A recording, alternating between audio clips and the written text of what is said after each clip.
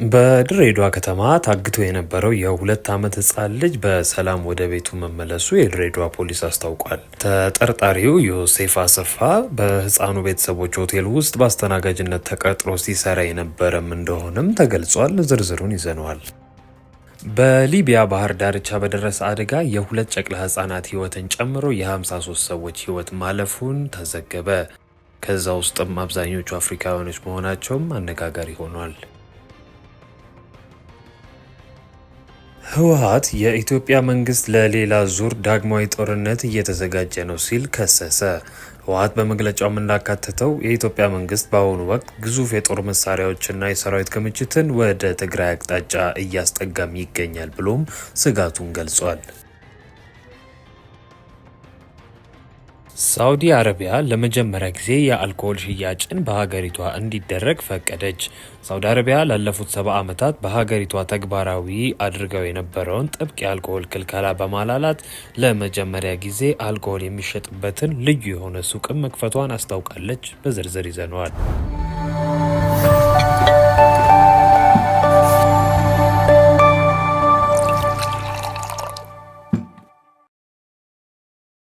ወደ ዝርዝር መረጃዎቹ አለፍን።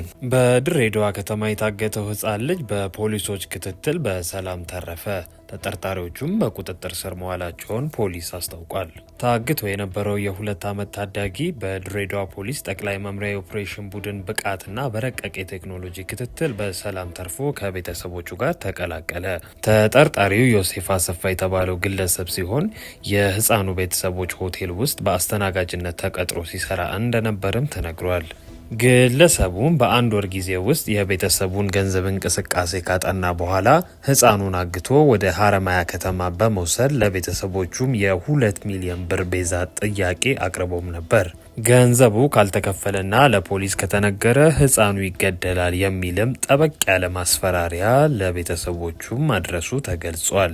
የድሬዳዋ ፖሊስ የወንጀል ምርመራ ዘርፍ ወንጀለኛው ህፃኑን እንደ መከላከያ ሊጠቀምበት እንደሚችል በመገመት እጅግ ጥንቃቄ የተሞላበት ስልትንም ተከትሎ ተጠርጣሪዎቹንም በቁጥጥር ስር አውሏል። በዚህም ዋና ተጠርጣሪውና አንድ ግብረ አበሩ ከአወዳይ ከተማ በሚገኘው አንድ ባንክ ውስጥ በቁጥጥር ስር ውለዋል። ቀሪዎቹ ግብረ አበሮችም ህፃኑን አግተው በነበሩበት ሀረማያ ከተማ በሚገኝ ሆቴል ውስጥ ህፃኑ ላይ ምንም አይነት ጉዳት ሳይደርስ በቁጥጥር ስር እንዲውሉም ተደርጓል። የታክቲክ ዳይሬክቶሬት ዳይሬክተር ኢንስፔክተር ተመስገን ተሰማ አሰሪዎችና ሰራተኞችን ሲቀጥሩ ማንነታቸውን በሚገባ ማጣራትና መታወቂያቸውን መያዝ እንዳለባቸውም አሳስበዋል። የህፃኑን ቤተሰቦች ፖሊስ ባሳየው የማይቻል የሚመስል ብቃት ስሜታዊ በሆነ ሁኔታ ምስጋናቸውን ያቀረቡ ሲሆን የድሬዳዋ ፖሊስም ለተቀናጀ ስራ ለተሳተፉ የጸጥታ አካላት በሙሉ እውቅና ሰጥቶም ምስጋናውን አቅርቧል።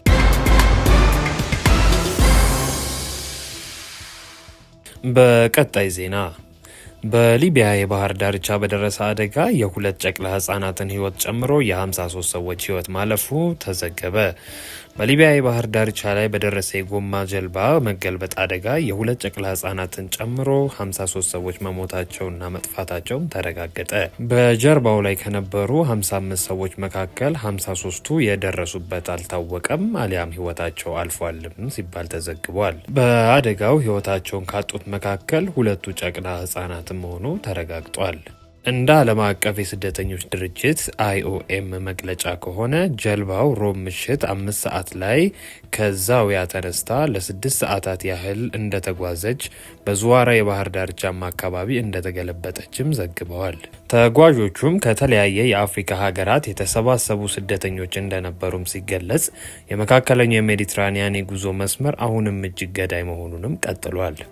አንደኛ በፈረንጆች 2026 መጀመሪያ ላይ ብቻ እስካሁን 484 ስደተኞች መሞታቸው ወይም መጥፋታቸው ተዘግቧል። 2 በጥር ወር ብቻ በከባድ የአየር ሁኔታ ምክንያት በደረሱ አደጋዎች የ375 ሰዎች ህይወት ማለፉን IOM አስታውቋል። ይህ አሰቃቂ አደጋ ስደተኞች የተሻለ ህይወትን ፍለጋ በሚያደርጉት አደገኛ ጉዞ ላይ የሚገጥማቸው ከፍተኛ የህይወት መስዋዕትነትም ነው ሲል ዘግቧል።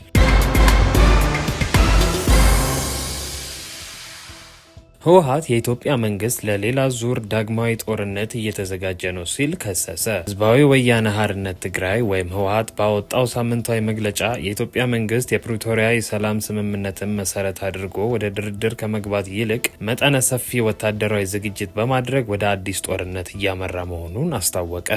ከመግለጫውም እንደተመለከትነው ድርጅቱ ዓለም አቀፍ ማህበረሰቡ የጦርነት ደመናውን ለመግታት በአስቸኳይ ጣልቃ እንዲገባም ጥሪ አቅርቧል። ህወሓት በመግለጫው እንዳመለከተው የኢትዮጵያ መንግስት በአሁኑ ወቅት ግዙፍ የጦር መሳሪያና የሰራዊት ክምችትን ወደ ትግራይ አቅጣጫ እያስጠጋም ይገኛል ሲል ገልጿል። ይህ እንቅስቃሴ ሌላ ዙር ዳግም ጦርነት ለመክፈት የታለመ ነው ሲልም ድርጅቱ የገለጸ ሲሆን ባለፈው ሳምንት በሰላማዊ ሰዎችና በሰራዊት ላይ የተፈጸመውን የአየርና የምድር ጥቃቶች ለዚህ ማሳያ መሆናቸውንም ጠቁሟል።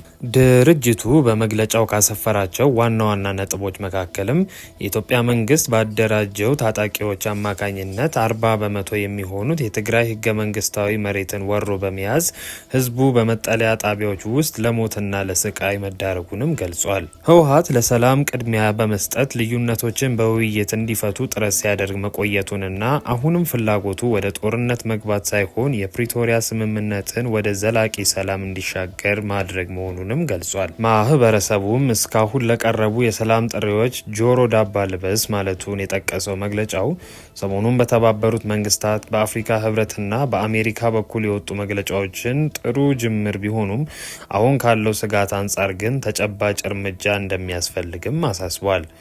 በመጨረሻም ህወሓት የኢትዮጵያ መንግስት ወታደራዊ ዝግጅቱን በአስቸኳይ አቁሞ ወደ ሰላማዊ ድርድር እንዲመለስ ሲልም መግለጫውን ቋጭቷል።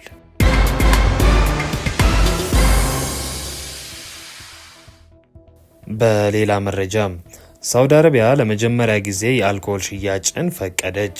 ሳውዲ አረቢያ ላለፉት 70 ዓመታት በሀገሪቱ ተግባራዊ አድርገው የነበረውን ጥብቅ የአልኮሆል ክልከላ በማላላት ለመጀመሪያ ጊዜ አልኮሆል የሚሸጥበትን ልዩ ሱቅ መክፈቷን አስታወቀች። ይህ ውሳኔ በሀገሪቱ ታሪክ ትልቅ ለውጥ ተደርጎ የተወሰደ ሲሆን አተገባበሩ ግን በከፍተኛ ጥንቃቄና በተወሰነ የህብረተሰቡ ክፍሎች ላይ ብቻ የተገደበ መሆኑንም ገልጿል። ሱቁ የተከፈተው በዋና ከተማዋ ሪያድ በሚገኘውና ኤምባሲዎች በሚገኙበት ዲፕሎማቲክ ኳርተር ውስጥም ሲሆን የሳውዲ ዜጎች፣ ቱሪስቶችና ሌሎች የውጭ ሀገር ነዋሪዎች ወደ ሱቁ በመግባትም ሆነ መጠጥ መግዛት እንደማይፈቀድላቸውም ተገልጿል። ተጨማሪም ከ21 ዓመት በታች ለሆኑ ሰዎችም ሽያጭ ፍጹም የተከለከለም ነው።